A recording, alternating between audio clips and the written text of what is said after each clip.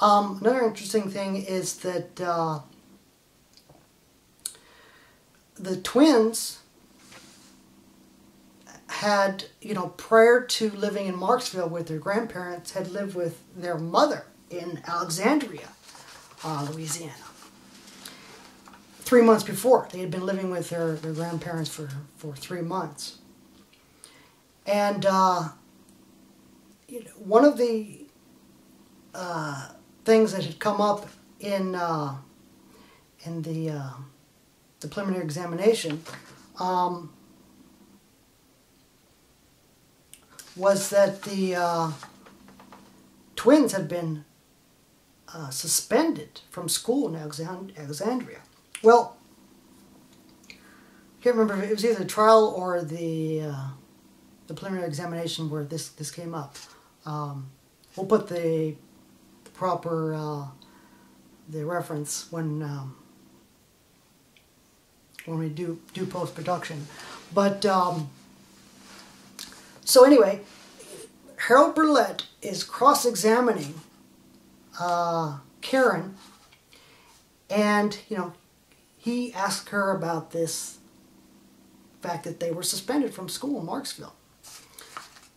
And once she says that yeah, we were suspended, then strangely, very oddly, in the trial, I think it was a trial, the trial stops. The defense asks for a recess.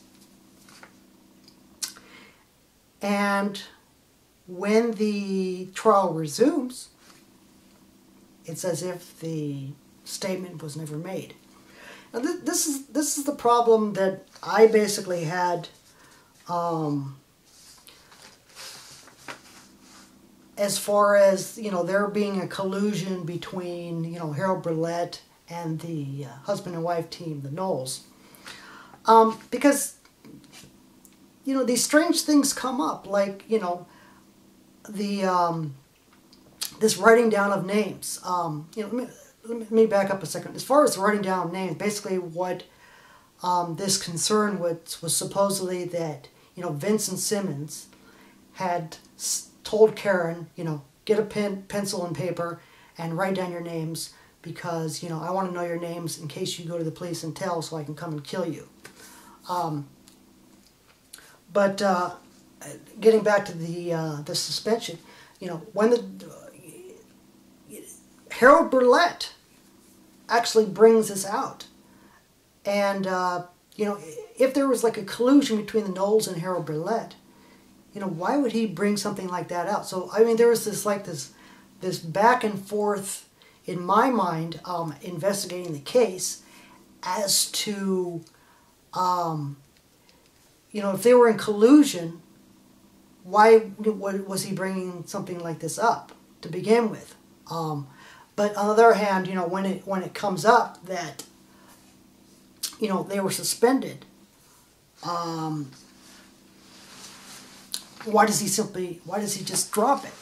So it's a strange thing. But basically, it didn't get suppressed in the trial, but it just kind of just gets dropped. I mean, it's like this ball that the defense could have seized on and said, hey, we need to go to the school and find out why you guys were suspended. Was it drugs? I mean, if they had accused, I mean, we don't know this right now. I mean, they could have accused some male teacher of, trying to rape them and found to be lying. I mean, that would obviously, be a bombshell in the trial. Or were they found to be using drugs? Was that why they were suspended? I mean, you got to think about this. You have Karen and Sharon Sanders living with their mother in Alexandria, Louisiana. Okay, the parents are divorced. For some unknown reason, they get suspended from school, and they get transferred. And it appears that they got transferred mid-year. To another school. They're living with their grandparents. And, we don't know why they're suspended. Well, here's another factor in the suppressed initial statements. The initial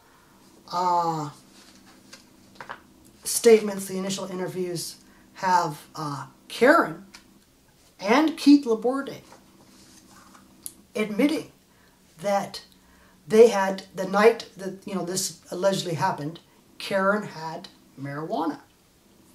Says that she had two marijuana roaches hidden in her bra, and the black guy, the nigger, the color guy, that's how he's named in the initial interviews and statements, asked them, hey, you guys got any pot? And Karen pulls out these two roaches. Well, that completely gets suppressed in the trial. There's no mention of it, because basically, if you read the trial, the prosecution portrays these two little innocent girls. Oh, they're so innocent, and this evil Vincent Simmons deflowered them, and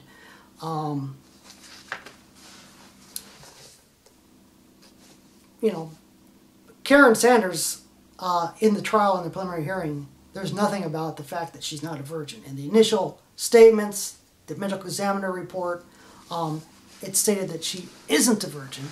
But, during the trial, there's no mention of the fact that, she was not a virgin. So you basically have this, lily white, the southern pure white girls being portrayed in the trial, and oh, they're so upset, and they're crying, and this evil person came along and deflowered them. Well, the fact of the matter was, they were doing drugs, or at least they had drugs. Karen had drugs. They were suspended from school, and more than likely, if you read, these various things, that these documents that basically got suppressed, these weren't innocent girls. A 14-year-old girl who's carrying around marijuana in her bra, and her 18-year-old cousin that knows about this, they're probably like, some party animals. If you look at the initial statements, the description of this suspect, this perpetrator of this crime, is so absolutely vague. There's no way that they could have picked up anyone from this description. It's just like, oh, he had a tattoo. I don't remember what it was. It was a design, some kind of design. I don't remember what kind of design it was. And he had a kind of short afro, and how like their hair does. And if you look at the initial documents, the initial interviews, there's absolutely no connection to how they could have went from the description given in the initial statements to how they determined that it was Vincent Simmons. It doesn't really make any sense.